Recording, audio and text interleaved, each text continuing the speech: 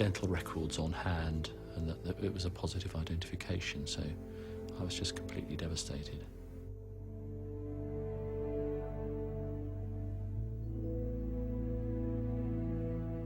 It was just awful. It was awful. And we just all sat there crying, and it was just the worst thing, because it'd been so long, the going on, you know, months and months and months, and then the realisation that, you know, she was dead, the horrific way in which her body was found, and the reality that, you know, you'd never see her again.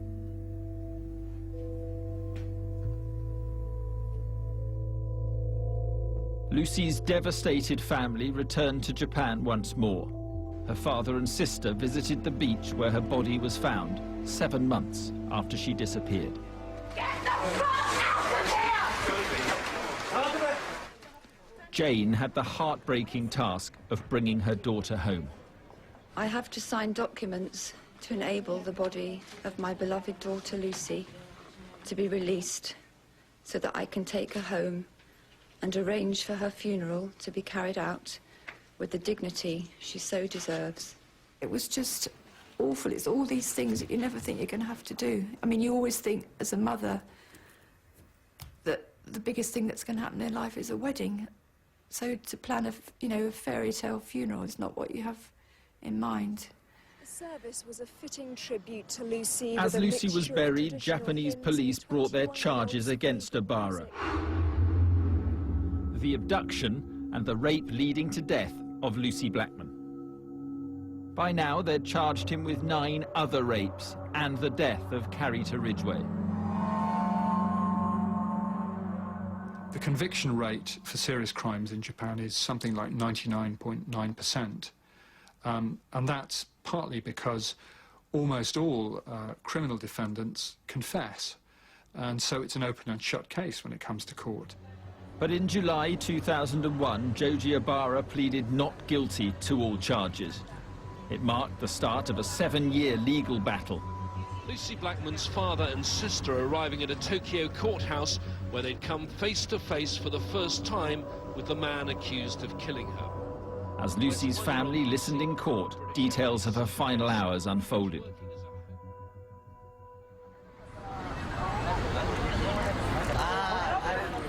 On a hot Saturday in July at around 4 p.m, Lucy went to see a man she had met at the Hostess bar where she worked.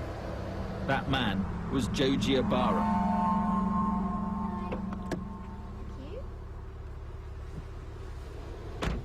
An hour later, she rang her friend Louise to say they were on their way to the coast. Oh, okay. Are you going to be back in time for tonight? Oh, good.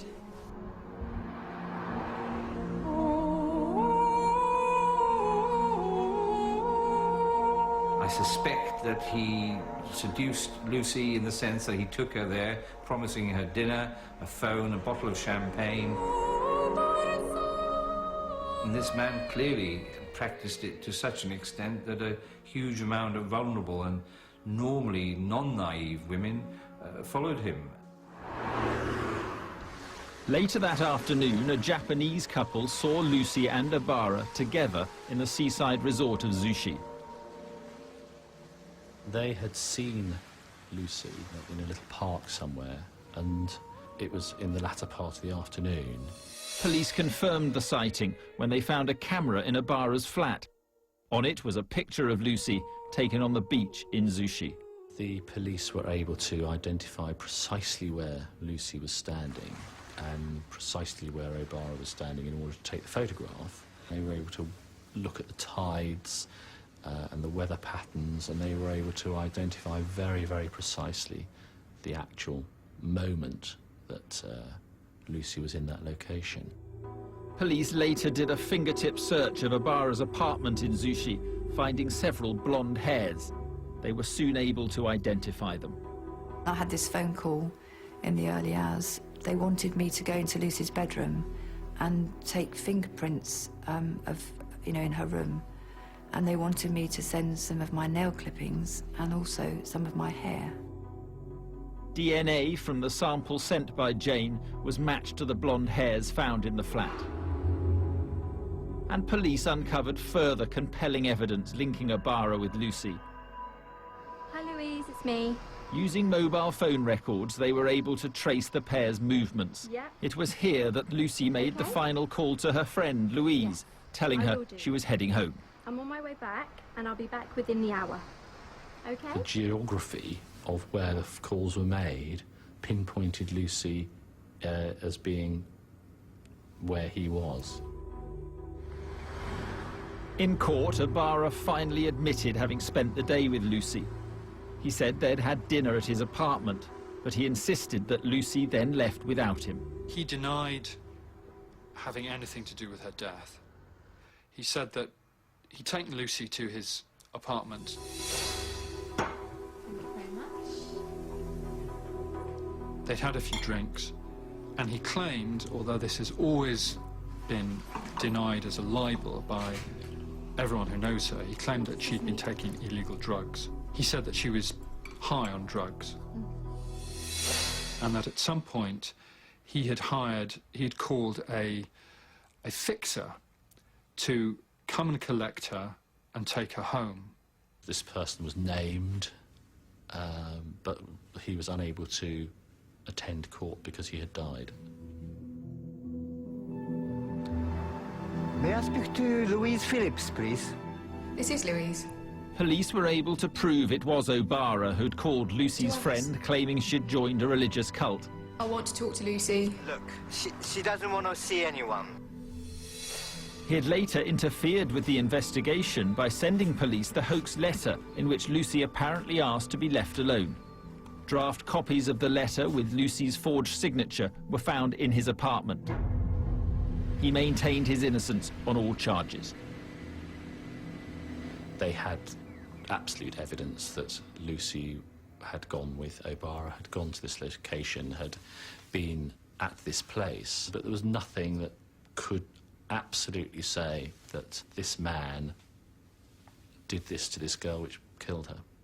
There was no smoking gun. There was no direct evidence linking Giorgio Ibarra to Lucy's body.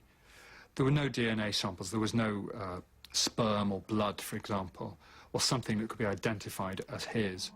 Lucy's family could only wait for the verdict, but before it came, Ibarra would make them an offer that would bitterly divide them. Evidence about the last known movements of Lucy Blackman. Proceedings have been underway for some time because the defendant is also charged with a number of other offences. Justice moves slowly in Japan, and 5 years into Joji Ibarra's trial, fresh evidence of his crimes was still emerging. How he'd lured hostesses to his apartment, then raped them, and how he'd used chloroform to sedate and kill Carrie to Ridgeway.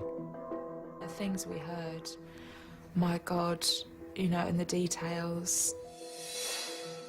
All the other girls that were hurt and another girl that was killed. It was just like, how can anybody do that to another human being? Determined to see justice for Lucy, the family repeatedly returned to Tokyo. Who are having to step back into the nightmare every 6 months or 12 months to relive it and to come here and be where Lucy was. For Lucy's mother, Jane, attending court was traumatic. I was very anxious because I've actually never seen Ibarra, and I was very concerned because I didn't really want to have his face in my memory. But I thought, no, I'm going to do this, and I got there, and then the police came to say that Ibarra wouldn't leave his cell, and that he'd stripped down to his underpants and he was holding onto his basin. And they had tried to get him to come out of the cell, but they couldn't. I was angry because I just thought, you know, he's a coward.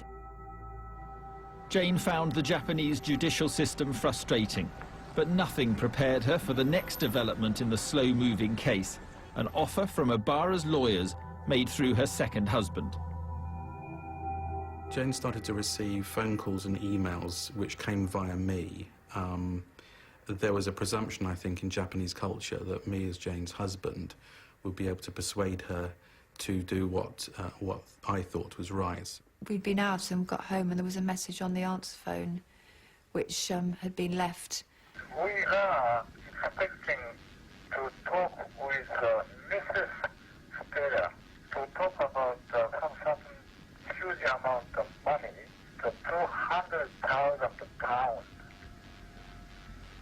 200,000 pounds. The lawyer would like your wife accept this amount. They were persistent, and